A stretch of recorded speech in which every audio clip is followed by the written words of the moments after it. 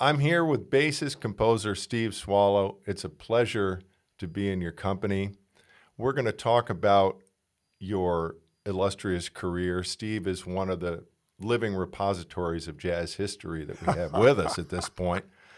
And what we're going to do is I have a playlist that goes from approximately 1960 to the present.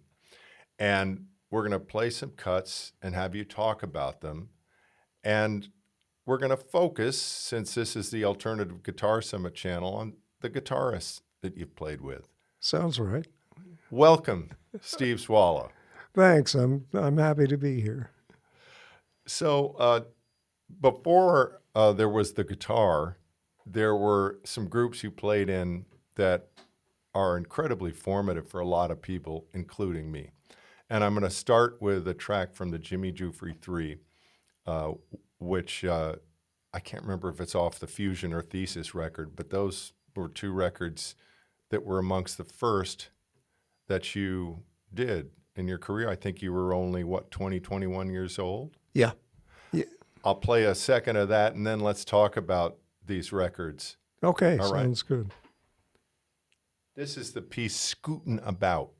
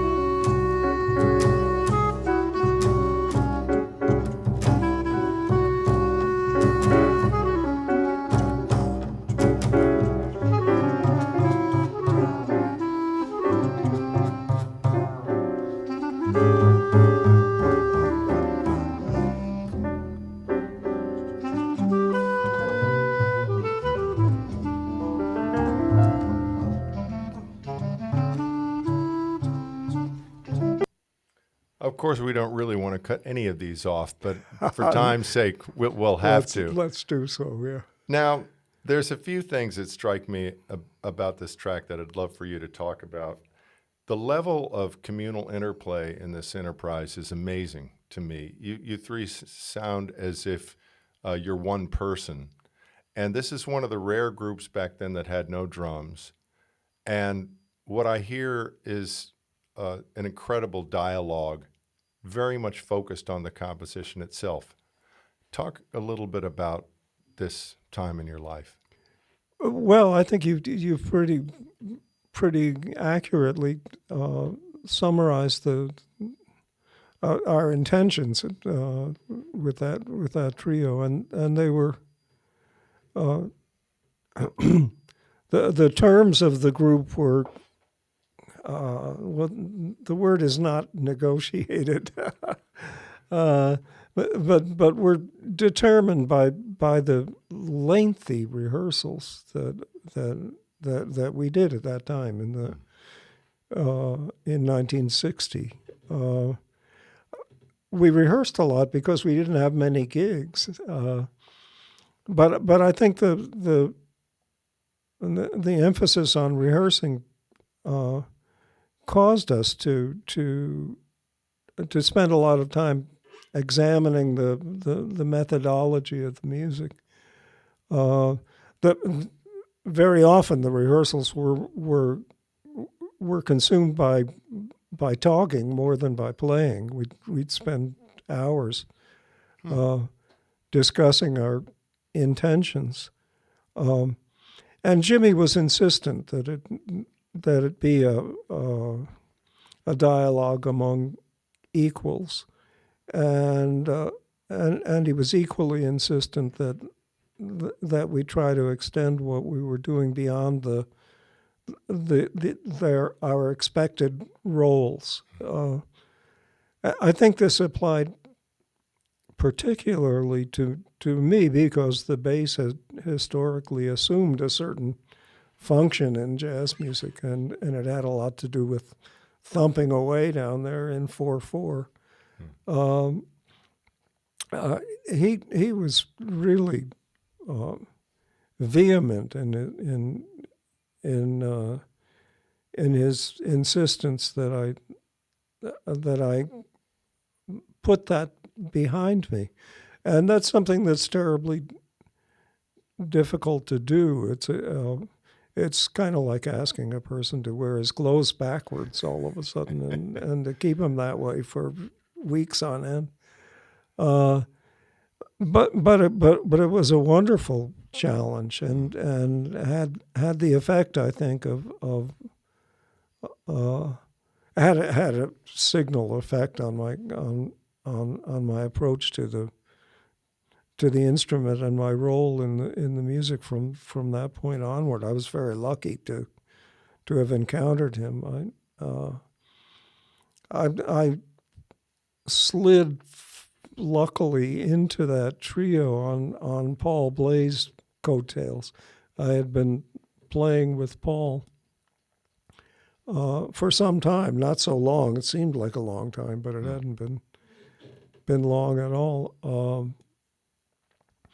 At a time when Jimmy had hired Paul to be in the group, and they had another bass player initially, Buell Neidlinger, in fact. But when Buell left, Paul brought me into the band. Just to wrap that story up, I had met Paul in 1959, about a year previous, at Bard College, and that's your alma mater, I believe. Yeah, right. Wait a minute, you met him how? He had a gig and needed a cheap bass player. In fact, he needed a free bass player, and through a chain of associations, I got the gig. Paul's drummer at the time was Paul Cohen, and Paul Cohen was good friends with Ian Underwood, who became a mother of invention for a long time and an L.A. studio ace. And Ian and I had spent our teenage years working to become proficient at jazz together. Ian and Paul Cohen attended the summer school at Lenox, Massachusetts. That was a remarkable institution for its brief life, and Jimmy was an instructor there, in fact, and George Russell and Gunther Schuller and that whole gang. Yeah. Ornette Coleman was a student at Lenox, and Ian Underwood sat next to him in the saxophone section of the Lenox School Big Band, if you can imagine Ornette playing lead alto. I'd like to imagine that. It's a wonderful thought, indeed. At any rate, Paul Cohen called Ian. Ian suggested that I make the gig, and I did, blind. I had just on Ian's word that it was something I ought to do. I had no idea how Paul Bley played and what I was getting myself into. The gig was a concert at Bard, and it had been organized by Rand Blake, who was a student at Bard. And a teacher of mine. I'll be darned. Okay. Of course it was organized by Rand Blake. Of course it was. It's a small, mean world that we live in. What an amazing... At any rate, I met Paul Bley blind. I met Carla Bley on that ill-fated day as well. Wow. And had no idea what to expect. And Paul was no help whatsoever. When I asked him what we were going to play, his response, I'll never forget, was, "I have no idea." And that kind of that kind of shifted my whole universe right there. Yeah. Was remarkable to me that I was going to get on the bandstand with this guy, and he refused to give me any insight into what was going to happen whatsoever. And in fact, he did his usual trick when we reached the bandstand. He just sat there and waited for me to play something. Oh, and that was his modus operandi. he often did that, right? Wow. And I was just panicked, so I just kind of stood there as well. I won the first round, and then eventually he started playing, and then eventually I started playing too, and it was one of those remarkable occasions when I couldn't play a wrong note. Every note I played just sounded like the heaven sent note that worked perfectly at the time, and this experience sustained throughout our set, and really astonished me, and made me reconsider all of my ideas about how to make music. I was going to school in New Haven at the time. I went back to my room in New Haven and fell desperately ill. Had a fever for several days. When the fever broke, I marched across the campus and quit. And it was a conversion experience. It really was. Wow. It was the road to Damascus, and moved to New York to be a jazz musician. And I think Jimmy had a similar kind of road to Damascus experience with Ornette, possibly at the Lenox School. Jimmy, the context is really remarkable because he had he had a couple of decades of great success as a conventional big band musician, four brothers, all of that stuff, and as an LA studio musician, and as a member of the circle of Los Angeles players who were very adept at playing a certain kind of post bebop music, and threw all of that aside when he heard Ornette and started playing the kind of music that you just gave an example of. So it's kind of remarkable that the three of us all came from Paul had a similar kind of experience with Ornette in Los Angeles. Yes, famously. Yeah, famously so, at a club called the Hillcrest. So we had all kind of arrived, each in our way, at playing the music on that record, and it was very important to us at the time, each of us personally, as music should be, and its effect resonates on my approach to music to this day, and remarkably, that trio has had an influence on others like yourself as well. At the time, we were kind of singing in the wind. This is what I heard. There weren't gigs to speak of at all, and it's very lucky that we made the recordings that we did. We made 2 records for Verve simply because Jimmy had a contract that hadn't yet run out, and was based on the success of earlier trio recordings he'd done with Jim Hall and Ralph Pena, the Train in the River, that kind of stuff that had a ready market. was so different than this. Very different. But this was a, And Verve was disconcerted by I'm sure. by his change in direction, to say the least. A curious aside to all of that was the A&R man who was assigned by Verve to kind of sit through the two recordings that the trio with Paul and I made was Creed Taylor, and if there was anybody ill-equipped to do that, to sit in that chair at that time, that Creed would That's amazing. Would spring to Yeah. to mind. Yeah.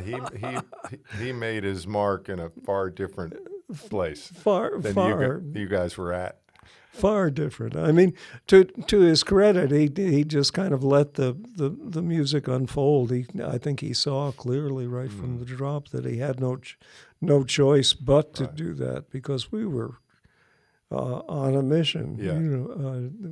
We were determined. This is an incredible story because, first of all, this formative experience extends through the rest of your life as a bass player who is known as an equal partner in the music that you make with everybody, which, of course, not every bass player has that point of view. So this way that you've developed from the very beginning of sort of being an equal member of the ensemble, not just the support mechanism, was there from the beginning. And also you're at the crossroads here where something that we've later labeled chamber jazz, which is kind of a weighty label, but this is such a prime example of that, of music that sounds almost as much like a classical group playing as it does a jazz group. Well, I think that's that's a fruitful area of discussion. The convergence of groups of improvisers with groups of classical musicians like string quartets and chamber music ensembles. But I would argue that beginning probably before, but beginning in my mind with Louis Armstrong's Hot Five, that essentially that's what's going on is chamber music and strong interaction between all of the members of the band. In fact, I think some of the ideals of the music of the so-called Dixieland era, the 1920s into the 1930s. I think that the sense of equality among all of the players, that there was a strong emphasis on counterpoint in the music and was perhaps lost a bit in the subsequently when the so-called big band era in the 30s going into the 40s came to pass, and for the first time some emphasis was placed on sight reading and sitting there all night behind your music stand and dutifully playing the notes that were written there. And in a sense, the Giuffre Trio was just doing stuff that had been done. That's a great point, yeah. And has been done since. I want to ask you about that composition just briefly. Having played that, how much of that bass line in the beginning is written out? All of it. That's what I thought, because it sounds so contrapuntally organized. Yeah. And same thing with the piano part. Yes. Because he sort of repeats that. I think I just wanted to make sure that I had that. Yeah, and you can see too that Jimmy was not only telling us that we needed to behave as equals and to transcend the traditional roles of our instruments. He was writing it to reinforce his point. Yeah. All of his compositions of that time were pointedly meant to explain his ideas. Yes.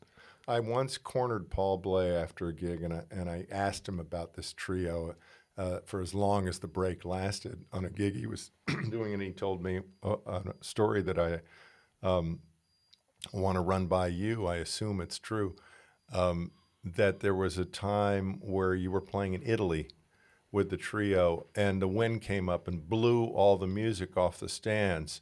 And from that moment on, the trio just free improvised without any music.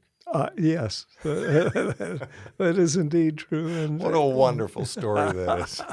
what are you going to do? Well, I saw you perform with this group, believe it or not, in Sweet Basil. Mm-hmm. Probably one of the last times Jimmy played live. I don't mean literally the last time, but in the last year or two of his playing career. Yep. Early 90s, maybe. Yep. And it did strike me that it was all free improvised. I don't remember seeing any music on the stand. At that point, Paul in particular was vehemently opposed to playing any form of written music at all, and I think Jimmy acceded to that willingly, happily, as did I. Mm-hmm. Well, you've answered a question of mine regarding our next track, which is by George Russell. It's a rather famous song of his, Aesthetic, from the album of the same name. In my mind, George Russell is a great composing hero of music in general, not just jazz music, one of the perhaps not known enough and not talked about enough. And I want to play this track and have you talk about meeting and playing with the great composer George Russell. Great.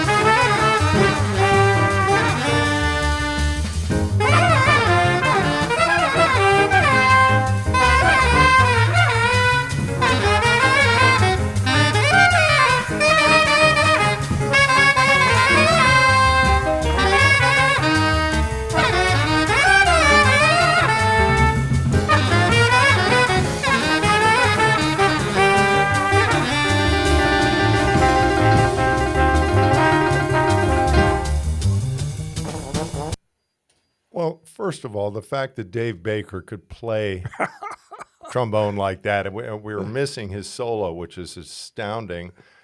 Also, I had the bright idea, by the way, on George's 100th birthday year that I would try to play some of his music from the sextet. I got some charts from his wife. I looked at the charts. I looked for a longer period of time. And then I looked again and I said, this music is unbelievably hard. It is hard. I mean, do I really want to do this? And I'm listening to that track going, you know, what an amazing melody that is. And you're playing at the speed of light. Talk to us about this amazing moment in jazz. I value George as you do. He was a remarkable musical mind, and I think had an enduring influence as a theoretician and teacher as well. He was very he was doggedly purposeful. And doggedly methodical as well. He sought to impose a sense of method and discipline on the community of improvisers, and I think that was something we needed, Interesting. Yeah. and it was timely and generous of him to provide that. I think what he was doing was kind of bucking the role of the composer in the jazz community, which has always valued the improviser among all others.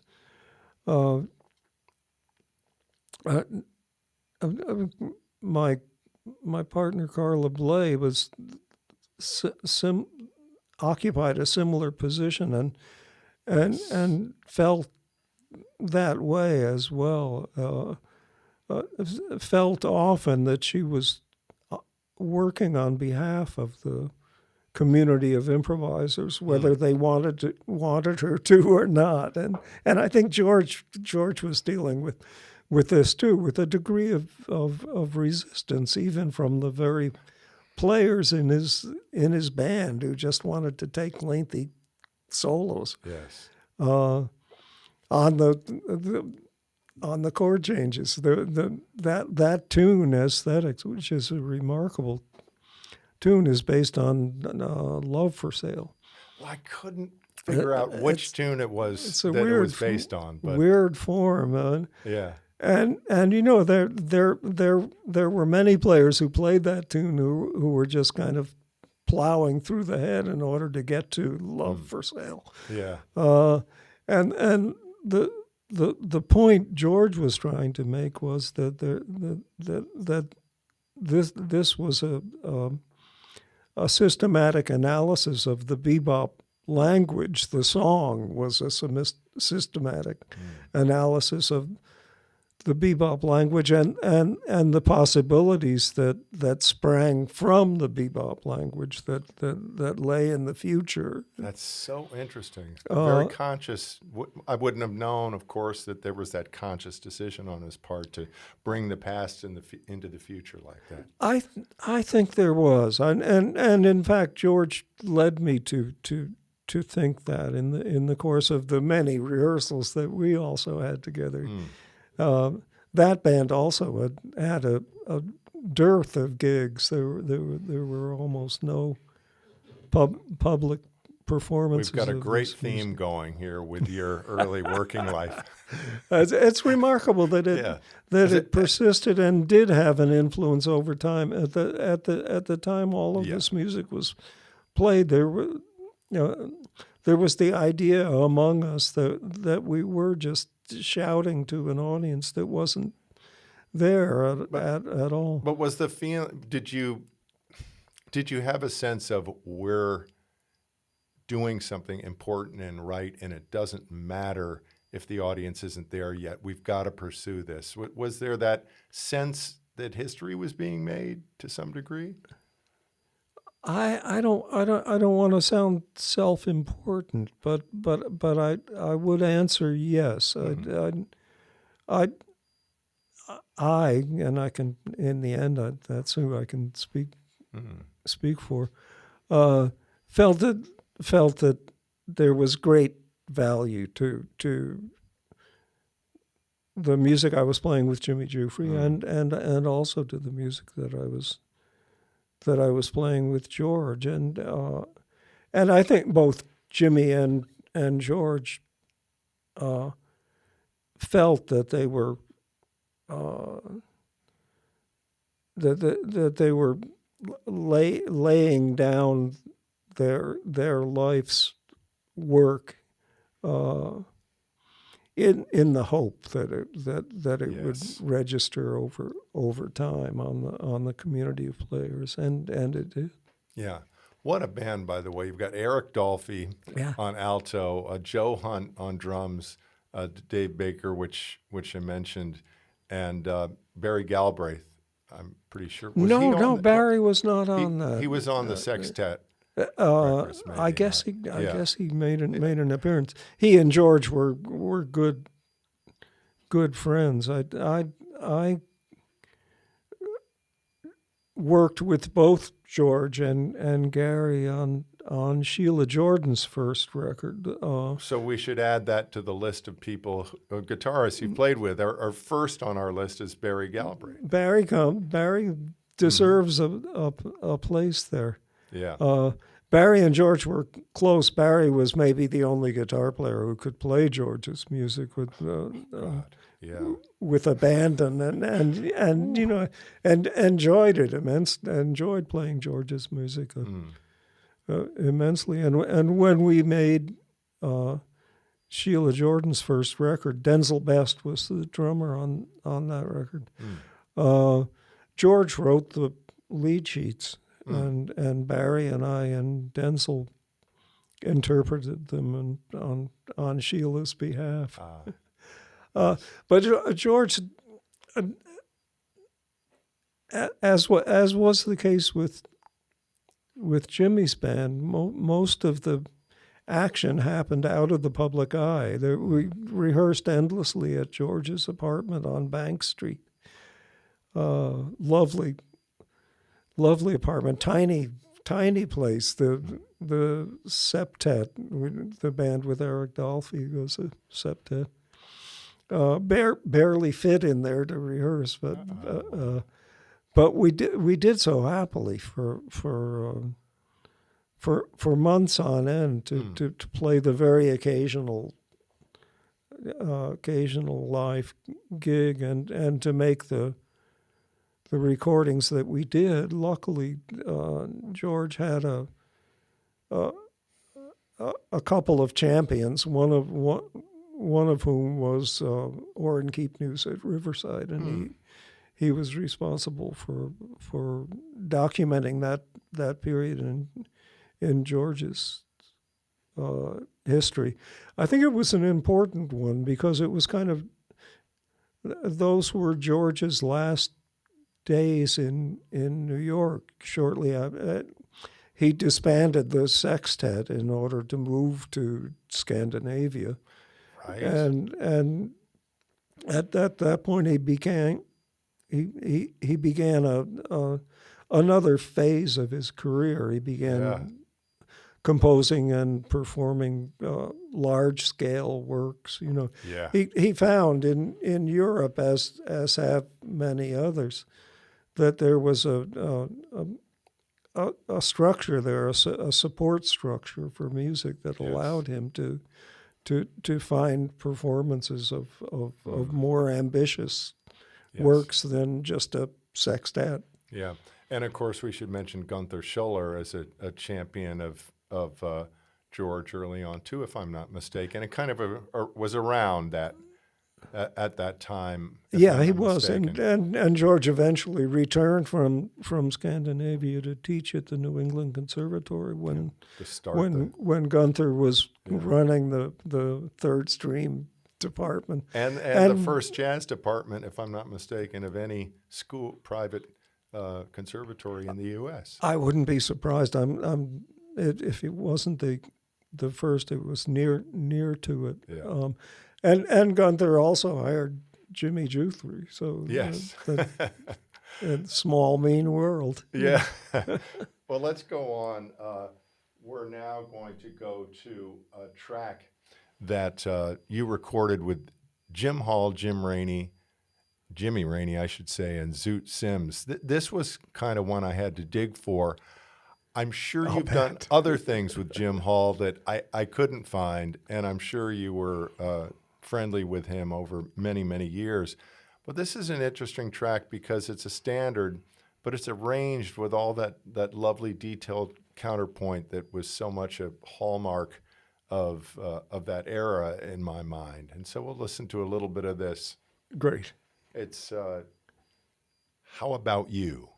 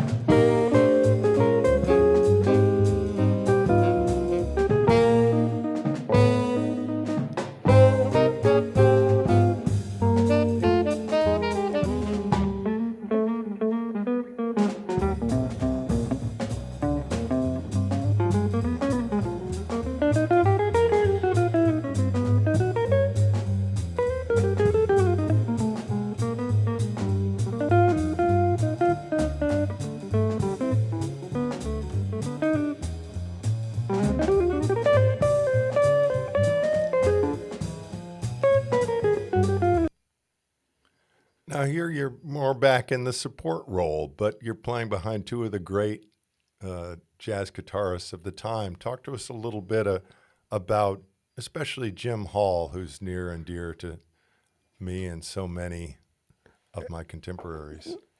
To me as well. I remember Jim with great fondness, and he got me on that recording. He was the one who recommended me to Jimmy Raney, whose date it was. Although I thought it was Zoot Sims. I stand corrected. I was playing with Zoot and Al Cohn at the half note at the time. So there was that connection as well. Teddy Charles was the producer of that recording, and he was also involved in selecting the personnel. Vibraphonist? Yes. For George Russell. Notably. Again, small meanwhile. Yeah. And Jimmy Raney was kind of at the fringes of the music scene at that point, kind of coming in and out of it, and the thought of doing a date with him struck fear in my heart, but also thrilled me. I was very happy to do that record, and you're right. The bass was back into a much more traditionally defined role on that recording. But I was happy to do that because that's what the music wanted. And it's a beautiful track. It's a lovely record. It came out well, and it was done, without rehearsal. These were guys who were incredibly skilled. O.C. Johnson was the drummer, and he was too. He wasn't intimidated by the presence of a sheet of music at all. In fact, of all of the guys in the studio, I was the one who was sweating bullets. Luckily, I was the bass player, and the bass parts are always the easier ones. So I managed to swim in those perilous waters. Jim Hall was deferring to Jimmy Raney during the making of that record. Jimmy had been around since the early '50s. His recordings in 1951, '52 with Stan Getz are important guitar literature. That's a great point. Remarkable playing. Tal Farlow is part of that. Yes. That gang of players, and Jim Hall kind of developed out of all of that, and when he came to New York, sought those players out, and that recording is an instance of Jim's remarkable sense of, for want of a being better a team word, player, if you will. being a team player, deferring even, Yes. a sense of deference. Yes. It's just remarkable, and also you can hear the stylistic commonalities very much so. between the two of them.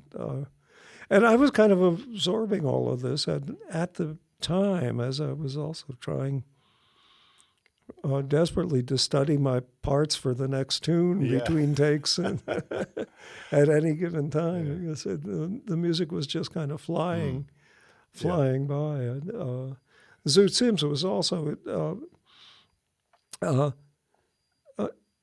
despite his well-earned reputation as a hell for leather, free for all improviser, ready at any time to play and go to the corner bar between sets. It was an extraordinarily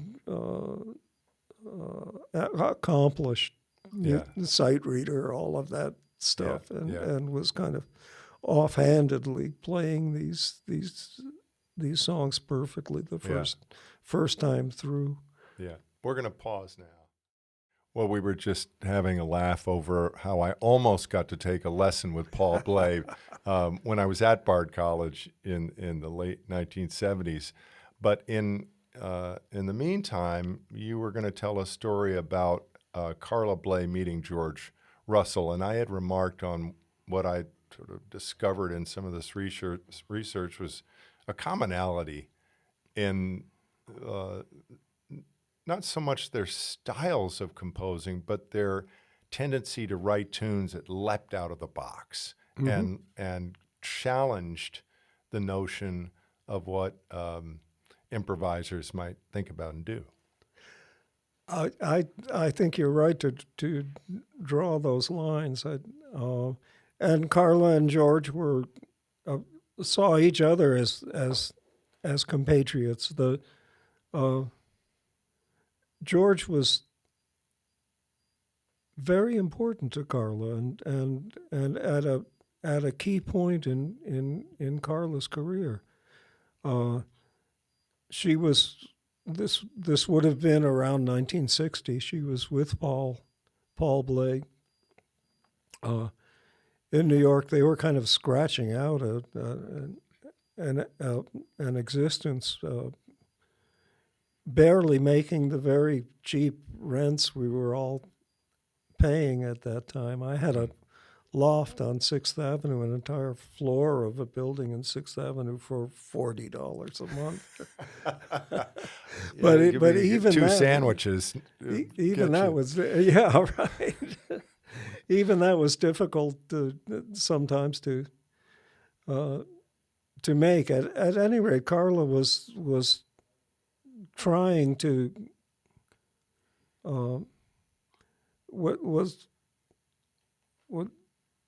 was aspiring to be taken seriously as a composer, and running up against wall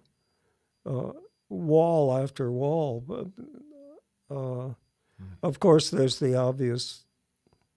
Obviously, she was a woman, and that created a whole set of barriers. And beyond that, the improvising community was just kind of unwilling to acknowledge that they needed composers. The improvisers had begun to realize that copyright royalties were a valuable source of revenue, and were starting to write their own makeshift heads to the chord changes of standard tunes, and recording them in order to establishing their own publishing companies. This was also something new in the history of the music, and discovering that there was a stream of revenue, and seeing no reason whatsoever to allow composers in on the game. At any rate, Carla was encountering headwinds at every turn, trying to establish herself as a composer, and was also being told by a psychoanalyst that she was perfectly fine, except for this delusion she had that she was a composer, and that if she'd just get a real job and abandon that silliness, she'd be much happier and saner. And Carla was taking all of this seriously, and had actually reached the point where she was looking for work in the garment district in New York as a seamstress. And at that very point, when she was making the rounds of the sweatshops in the garment district in New York City, she got a call from George Russell, saying that he had heard a few of her tunes. Paul Bley had given George a a demo tape, and wanted to record a couple of them. And that served to punch Carla's ticket. Carla felt at that moment that she had crossed a significant threshold, that she was in fact okay. I am a composer. George Russell thinks I'm a composer. I'll accept that as sufficient validation, and abandon the idea of becoming a seamstress in the sweatshops of the garment district, and never looked back. Am I right that Bent Eagle, am I getting the title right, was one of those first? That's exactly right, Yeah. and that is in fact the first. And Carla subsequently became George's copyist for a while. As well. They sustained a business relationship going into the future, and I think they were distinctly different musical minds, but they were doing the same thing at the same time. They were encountering the improvising community in New York, which was a really vital community at the same time, and evaluating what improvisers did and providing music for them that challenged their abilities and their ideas about what could be done in improvised music. I mean, it's a very a highly specialized role that the jazz composer occupies, because improvisation is clearly key to the music, but improvisation profits greatly from context, and one could draw a list of obvious examples, starting maybe with Duke Ellington. Please, more that come to mind, because and Monk and so on down the line. Yes. And the musician, the improvisers haven't been graceful always in accepting the contexts they've been placed in. I mean, for instance, confronting Monk's music for the first time is a daunting challenge. And when you listen to the records he made in the 40s and the 50s, before he kind of settled into the quartet format with Charlie Rouse as the perennial player, you can hear the musicians struggling mightily with the no charts, as I understand it. A lot of it, he was just requiring guys to come to his house and learn the music by ear. There's a long line of jazz composers who insisted on that. Mingus was of that school as well. Goodness. Guys had to show up and laboriously learn some very challenging and difficult heads by ear, because Mingus insisted that the printed page served to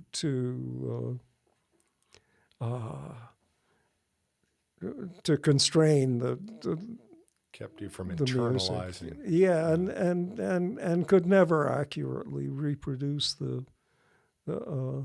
music that he heard in his head, that he was communicating orally to the player. Well, let's go now to Carla Bley's music, the first of a couple of stops we're going to make. This is a record that has an incredible title, Genuine Tong Funeral. And this is a piece called Silent Spring, which starts out with you. As far as I can tell, well, you tell me. It's not doesn't sound exactly like a free improvisation. It's with Larry Coryell, the great guitarist, but it sounds fairly free. Okay, let's hear. Let's see.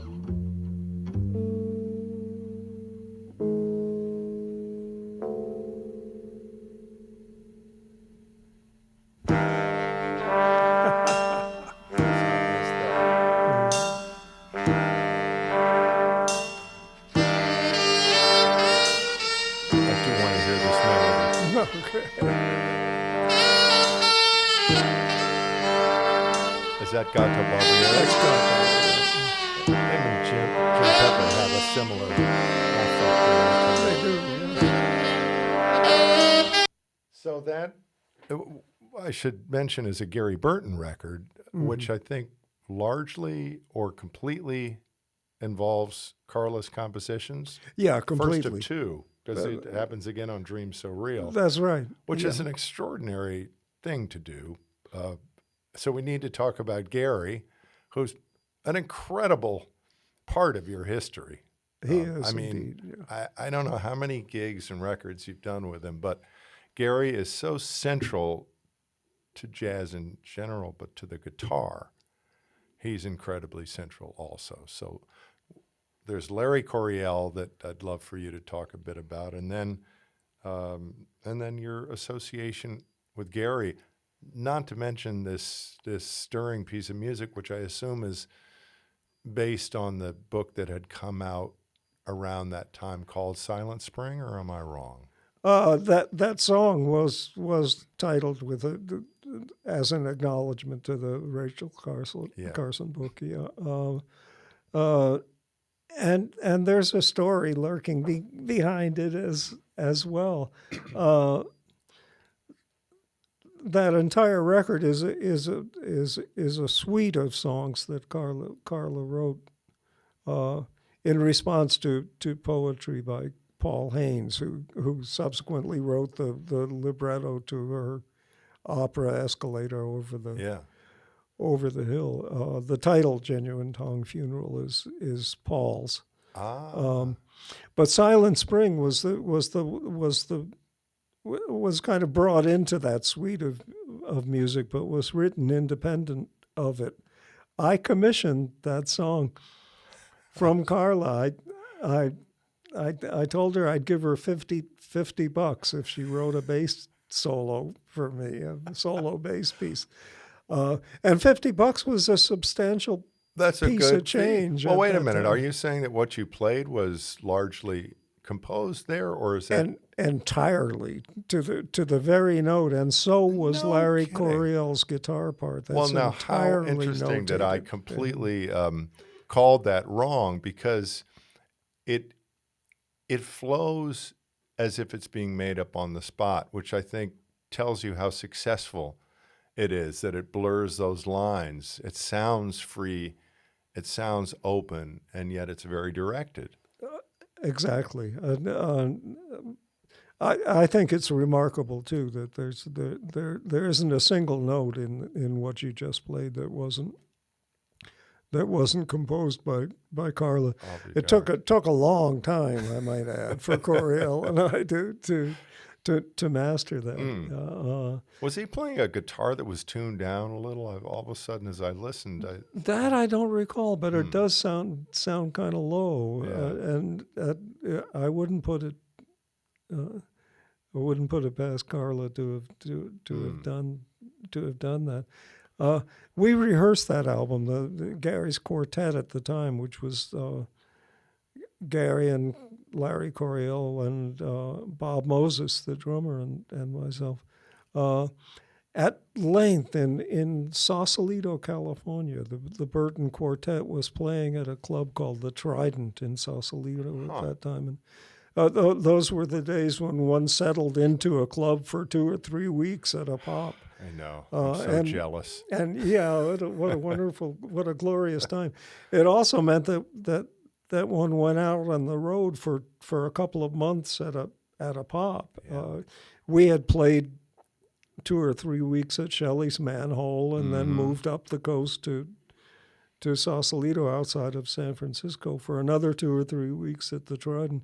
And Carla flew out and rehearsed us every day on a houseboat in Sausalito. Oh, come on. Really? Oh, yeah, those were the days.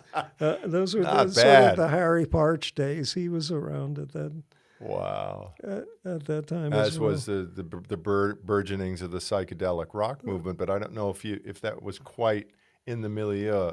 It was very definitely in the milieu. was. In fact, the Burton Quartet of that time played the Fillmore on a few occasions, a couple of occasions. Now, were you a fan, by the way, of that burgeoning rock music, or were you? I became so, and in fact, this is now that I put it all together, at the very time Carla was out there rehearsing us for Genuine Tongue Funeral.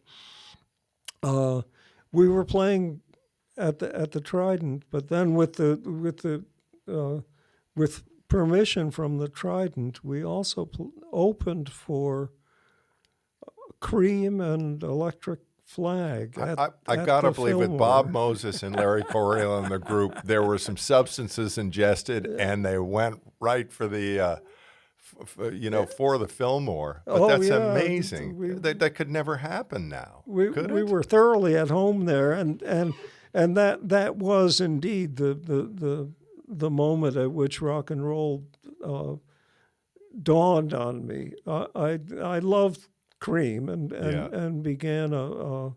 Did you know Jack Bruce at all? Yeah, and I retained a relationship with Jack from that point on. Yes. I met him at that time when we were opening for that band. And I'm sure he was a fan of yours because he was a well-schooled in jazz. We loved each other's playing and sustained a relationship for decades to come.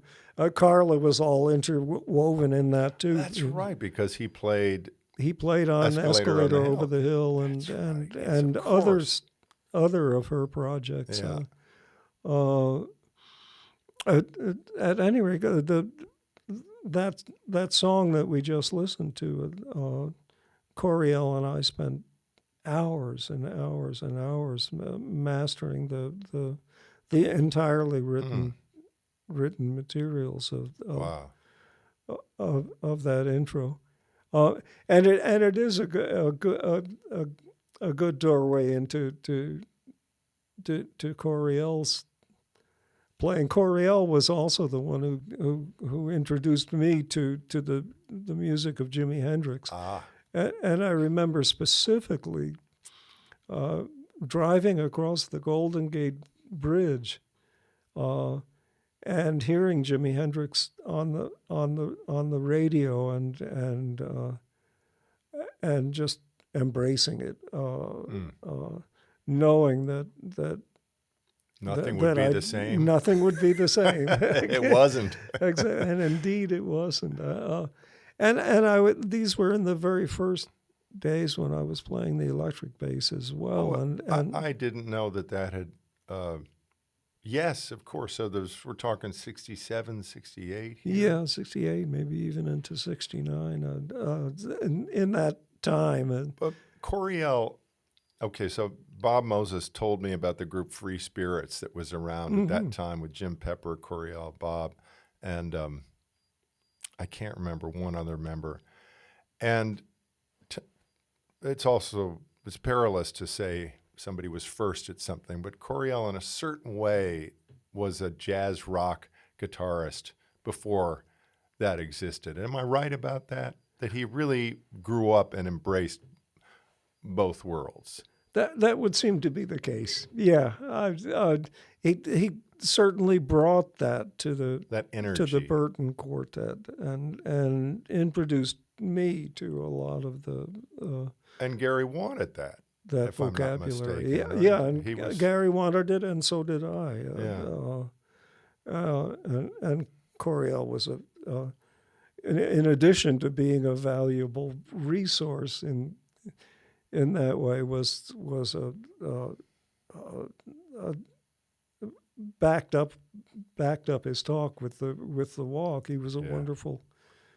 His playing embodied the possibilities for those musics colliding and profiting from each other. Yeah.